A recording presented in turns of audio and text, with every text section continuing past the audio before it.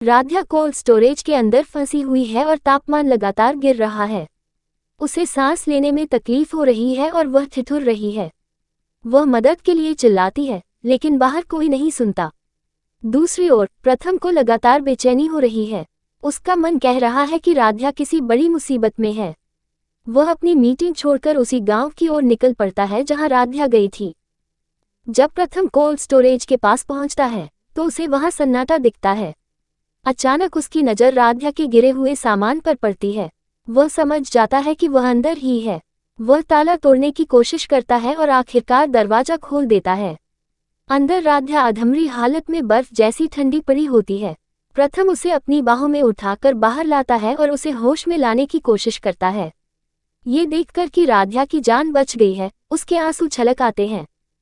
दादी और निहारिका को जब खबर मिलती है कि प्रथम ने राध्या को बचा लिया है तो उनके पैरों तले जमीन खिसक जाती है। वे डर जाती हैं कि कहीं उनका पर्दाफाश न हो जाए। वहीं प्रथम अब चुप बैठने वाला नहीं है। उसने वह पुराने कार्ड्स और वॉइस नोट वाली सच्चाई पहले ही देख ली है। अब वह घर जाकर दादी से सीधे सवाल करने और राध्या के खिलाफ हो रही साजिशों का अंत करने का मन बना चुका है। प्रथम का ये कड़ा रूप पूरी कहानी को बदल कर रख देगा। आगे की कहानी में जो धमाका होने वाला है वह कुछ इस तरह हो सकता है। प्रथम जब राध्या को सुरक्षित लेकर घर लौटता है तो उसका चेहरा गुस्से से लाल होता है। दादी और निहारिका उसे देखकर डर के मारे कांपने लगती हैं। प्रथम सबके सामने वह फाइल्स और वॉइस नोट निकालता है और दादी से सीधे पूछता है, दादी, आपने मुझसे झूठ क्यों बोला कि राध्या ने शादी तोड़ने की साजिश रची थी, जबकि सच इन फाइल्स में बंद था।